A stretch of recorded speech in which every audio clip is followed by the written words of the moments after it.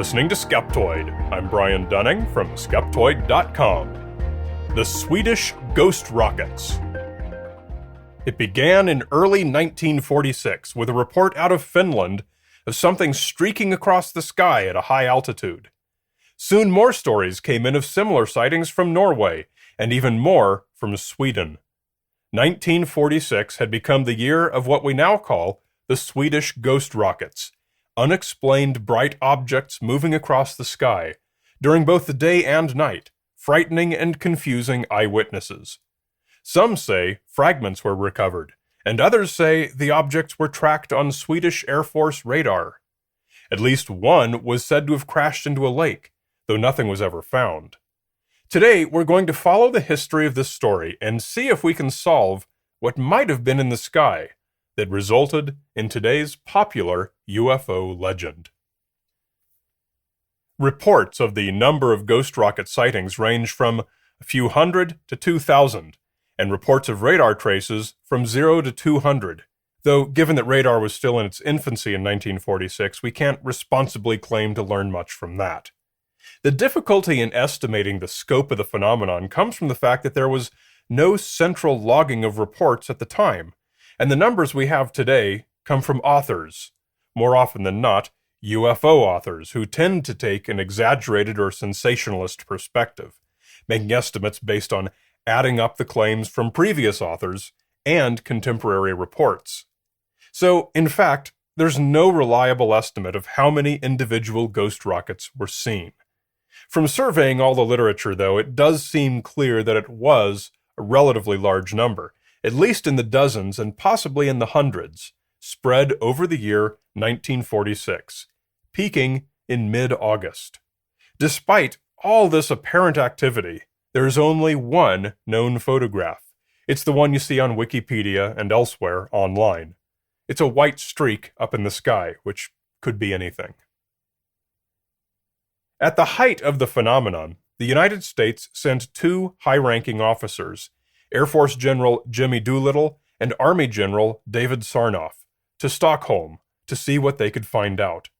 Whatever they were, the ghost rockets were being taken very seriously. Perhaps the most often cited conventional explanation for the ghost rocket phenomenon has been test firings of Soviet missiles developed from captured German V-2 rockets. The timing is perfect. In mid-1946, the Soviets did have an active program developing the missiles. It was headquartered at Mittelwerk near Nordhausen in Germany, which had been the Nazis' primary V-2 factory, and was hard at work reproducing them from leftover German parts as fast as they could. Test launches from there would likely have headed north toward the North Sea to pass over Oslo, on what's basically the exact path that modern accounts claim the ghost rockets took. Soviet engineers had taken possession of the plant in July 1945, which only 2 months before had been churning out an incredible 35 V-2s per day using slave labor.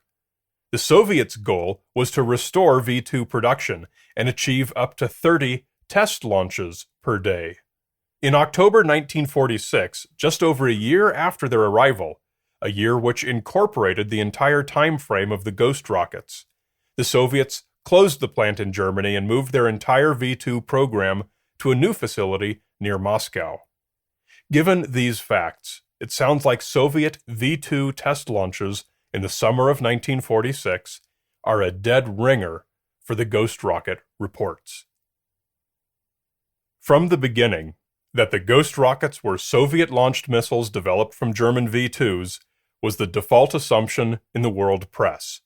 As early as February 1946, the French science magazine Sciences Vie ran a cover showing an artist's impression of the R-1, the Soviets' name for their uprated V-2, blasting through the skies above northern Europe.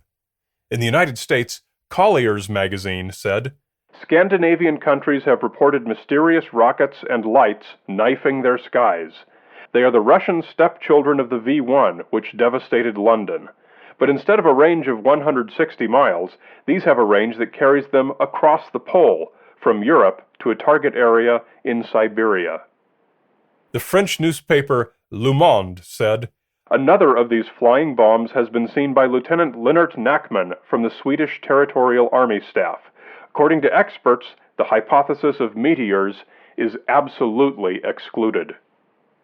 But this is a tiny sample. Both papers, as well as many others, ran numerous articles throughout 1946 reporting the numerous flights of the Soviet rockets over Scandinavia. By the time the phenomenon peaked in August, the hysteria peaked right along with it. The two American generals reported back to President Truman that the V-2s were likely being launched from Peenemünde, a former German V-2 base now in the hands of the Soviets, and right on the Baltic Sea. However, there's a detail that's worth mentioning at this point in our story. The Soviets never launched a single V-2 rocket in 1946 from anywhere. After the dissolution of the Soviet Union in 1991, historical sources became available that gave us a complete history of the space race from the Soviet perspective. And we now know for a fact that V-2 rockets, or any derivatives of them, could not have accounted for the Swedish Ghost rockets. As World War II had come to a close and all the Allied powers raced to secure the German rocket technology for themselves, several factors worked against the Soviets. Most importantly, Werner von Braun and virtually all of the key German scientists had made plans well in advance, as early as January of 1945, to surrender to Americans rather than to Soviets, as was well known within the German military that capture by Soviets meant the gulags. In addition, the Americans got to the German V-2 factories first, leaving them thoroughly plundered for the Soviets. The plants at Nordhausen and Peenemünde were described as 75% wreckage, and none of the Germans who remained to be captured had any high-level expertise. Consequently, the Soviets got off to a slow start. By the time they left Germany for Moscow in October 1946, they'd managed to complete only 30 missiles in total, and had launched 0 of them, a far cry from the 30 flights a day they were hoping for. But there's no way the Western press, reporting evil Soviet rocket launches, could have known this, as Nordhausen was inside the newly formed, Soviet-controlled East Germany. So they continued pointing the finger, causing frustration to grow inside the Soviet Union. In September, the Soviet journal New Times declared that the Western press's characterization of the phenomenon as Soviet aggression was merely anti-Soviet slander and propaganda, and this report was passed along in the Western press. It was the first time that this perspective, which had previously been a minority view, was taken seriously, and it gave a new voice to those who had been saying this all along and had been drowned out in all the noise about V-2s.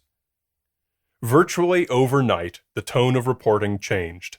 Now the New York Times was quoting the Swedish Nobel Prize winner Dr. Manne Segbahn and other scientists who said there was no evidence at all that Soviet missiles, or any other missiles, had flown over Scandinavia, and even used the term hysteria to describe the previous reporting.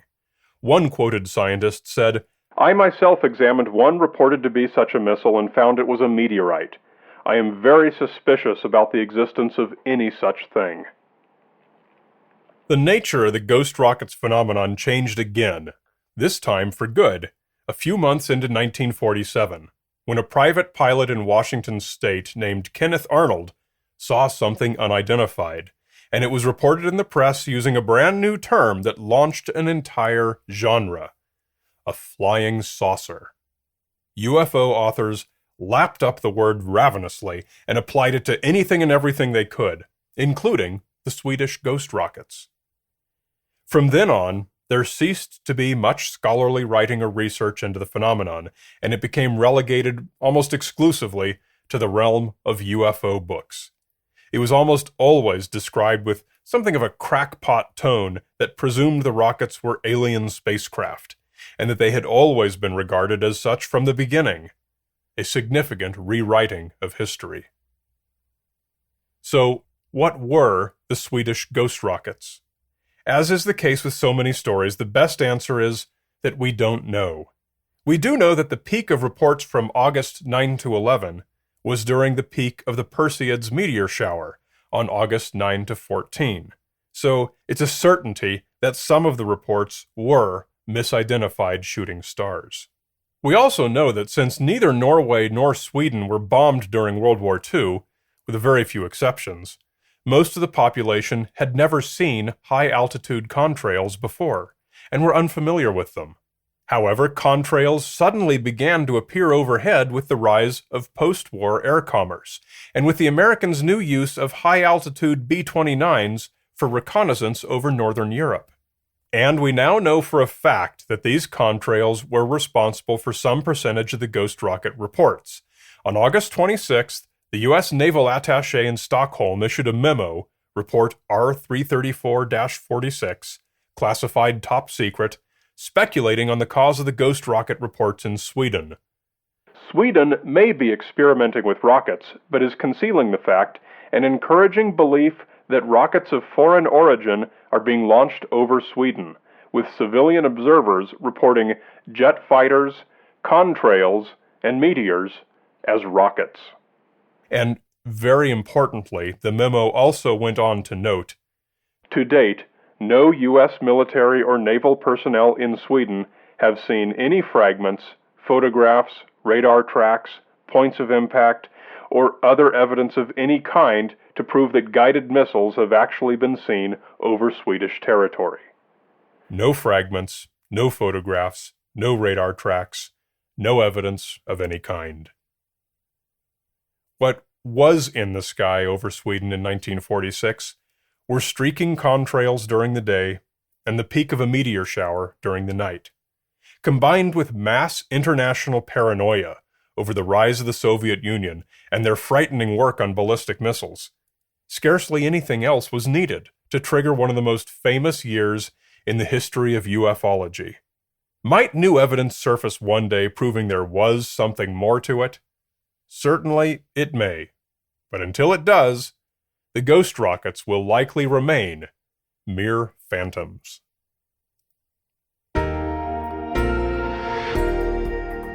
Don't forget, this podcast is only one of our programs. Come to Skeptoid.org, not .com, to see all the programming from Skeptoid Media, your friendly neighborhood educational nonprofit.